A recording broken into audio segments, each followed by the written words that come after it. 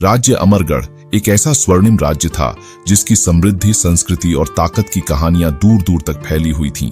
यहाँ की भूमि उपजाऊ थी, नदियां सदा नीरा थीं और महल का वैभव देखकर हर आगंतुक मंत्रमुग्ध हो जाता था। इस राज्य की पहचान थी इसके राजा विक्रमादित्य, जो अपनी न्यायप्रियता, प्रजा के प्रति स्नेह और रणभूमि में अद्वितीय कौशल के लिए जाने जाते थे। राजा विक्रमादित्य न केवल एक पराक्रमी योद्धा थे, बल्कि एक कुशल प्रशासक भी थे। उनके राज्य में कोई भूखा नहीं सोता था और अमरगढ़ की सीमाओं पर खड़े दुश्मन भी उनके साहस की प्रशंसा करने से खुद को रोक नहीं पाते थे। उनकी नीतियों ने राज्य को अजेय बना दिया था, परंतु जितने महान राजा विक्रमादित्य थे, उतनी ही जटिल उनकी व्यक्तिगत जिंदगी थी। महल के अंदर राजकुमारी रोहिणी, उनकी सौतेली बहन, ने बचपन से ही राजगद्दी पाने का सपना देखा था। रोहिणी बेहद बुद्धिमान, सुंदर और चतुर थी, लेकिन उनके दिल में सत्ता की भूख बचपन से ही घर कर गई थी। उन्हें हमेशा यह लगता था कि उनके पिता ने राजा विक्रमादित्य को ज्यादा महत्व दिया और उन्हें उनका अधिकार नहीं मिला। इस भावना ने उनके दिल में ईर्ष्या और बदले की आग भर दी।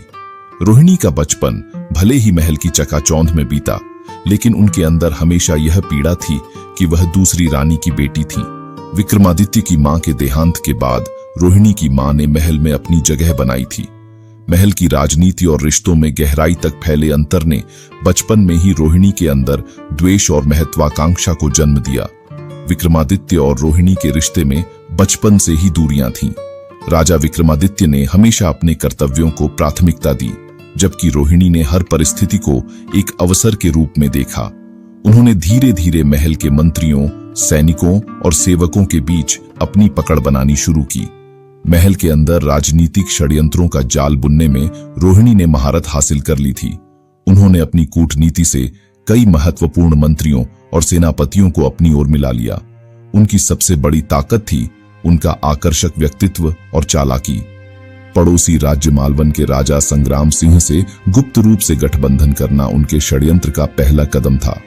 राजमहल में एक ऐसा दिन आया जब रोहिणी ने अपने जीवन के सबसे बड़े षड्यंत्र की शुरुआत की। वह जानती थीं कि राजा विक्रमादित्य प्रजा के लिए एक आदर्श राजा हैं और उन्हें सीधे चुनौती देना आसान नहीं होगा।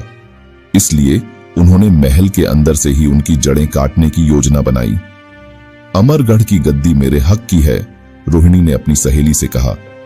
लेकिन राजकुमार विक्रमादित्य को हराना इतना आसान नहीं है, सहेली ने उत्तर दिया। कोई भी किला अंदर से कमजोर होने पर ही गिरता है। मैं अमरगढ़ के सिंहासन को अंदर से तोड़ दूंगी, रोहिणी ने मुस्कुराते हुए कहा।